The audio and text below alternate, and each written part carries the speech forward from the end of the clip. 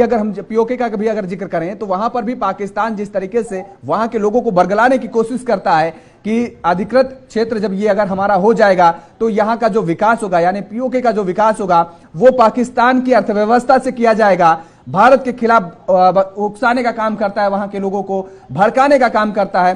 PoK में आतंकवादियों को ट्रेनिंग देता है पाकिस्तान। लेकिन अब पीओके की जनता जिस तरीके से जागरूक होती नजर आ रही है और पाकिस्तान के खिलाफ नारेबाजी करती नजर आ रही है, वो कह रही है कि भारत के प्रधानमंत्री से भी आह्वान कर रही है, लोगों से आह्वान कर रही है कि हमारी बातों को सुना जाए, हमारी आत्माओं की मुक्ति दिलाई जाए, जो महंगाई है वहां पर, जो भूख से तड़प रहे हैं उनसे उनको निजात दिलाई जाए। क्या अब यह माना जाए कि वास्तव में जो वीके सिंह साहब ने कहा है वो सच कहा है? क्या वो दिन दूर नहीं जो कि अधिकृत तरीके से, पूरी तरीके से जो पीओके होगा वो हमारे कब्जे में, हमारे हिस्से में होगा? योगेश जी देखिए, पहली चीज तो ये है कि पूरी दुनिया में अगर सभी देशों में लोग, नागरिक और राजनीतिक पार्टियां देशभक्ति है, मिट्टी से प्रेम है, तो एक मुद्दा तो अपनी जगह है। हम भारतवासी हैं, भारतवासी होने पर, भारतवर्षी होने पर हमको गर्व है और हम आंतरिक अपने राजनीतिक दांव-पेच कैसे भी खेल लें, नुरा कुश्ती लड़ लें, लेकिन जहां तक इस तरह के मामले होते हैं या देश की रक्षा और अस्मिता का सवाल होता है, वहां सबको एकमत होना चाहिए। क्योंकि ये नेशनल लेवल पर इस तरह की टीवी चैनल की डिबेट दुश्मन के देश जब देखते हैं तो इन्हीं का अपभ्रंश बनाकर वो पूरी दुनिया में प्रचार करते हैं। तो हमको इस समय बोलते समय बहुत संयत भाषा का उपयोग करना चाहिए। कहीं कोई हमसे ऐसे परस्पर फूट की बात ना निकल जाए, जैसे हमारे एक नेता ने कह दिया कि पहले मणिपुर में तो शांति कर लीजिएगा।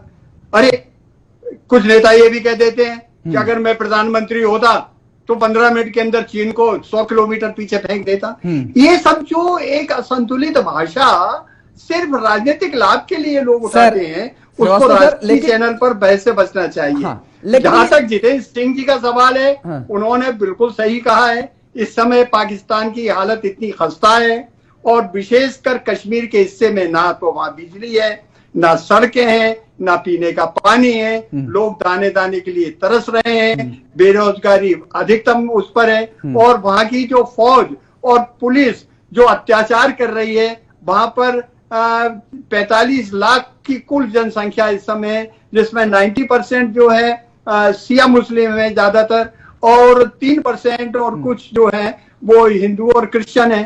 हिंदू और क्रिश्चियंस के क्या दुर्दशा है लेकिन पूरे पाकिस्तान में जाहिर है। आपने एक बड़ी बात ये कही कि कुछ नेता जैसे कहते हैं कि हम प्रधानमंत्री होते तो चीन को इतने किलोमीटर पीछे खदेड़ देते, ये कर देते, वो कर देते। ये तो सभी राजनीतिक दलों में देखा जा सकता है। जो विपक्ष में जब बैठा होता है वो ऐसे ही बात करता है कि आखिर जो रुपया है वो डॉलर के मुकाबले औंधे मुंह के गिर जा रहा है।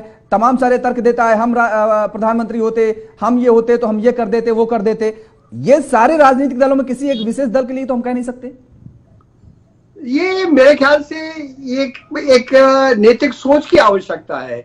जिसमें कि हमको पहला हमारा देश है, बाकी अपनी आपसी नूरा कुश्ती अलग है। लेकिन अगर आप जो बात कह रहे हैं, आज ही जो है हमारे वहां के लंदन में बैठे हुए पाकिस्तान के बड़े भाई नवाज शरीफ साहब ने क्या कहा, G20 अगर मैं सत्ता में होता तो भारत से अच्छा कर देता और भारत में ही होता। तो ये जो चीजें हैं इसको क्या कहेंगे, शेख चिल्ली का बयान ही तो कहेंगे ना। ठीक बात। ये जो है वो जो कौन सा भोपाली हुआ करता पिक्चर में जिसमें आता है, उस तरह की बातें हो गई हैं। हमको बड़ी गंभीरता से विचार करना चाहिए। आखिर जो देश का रक्षा विशेषज्ञ रहा है, जो सर्वश्रेष्ठ फौजी पोजीशन पे रहा है, उसने अगर कुछ कहा है तो कुछ सोच समझ के कहा होगा। और अब राजनीतिक भी है तो क्यों कहा है, उसका कारण सीधा है। वहां विद्रोह दिख रहा है जनता का, वहां विप्लव दिख रहा है और आप निश्चित मानिएगा वहां इस समय गृह युद्ध जैसी स्थिति हो गई है। वहां पर जो है सिविल वार कभी भी हो सकती है और सिविल वार का मतलब क्या होता है, लूटपाट होती है, लूट खसोट होती है।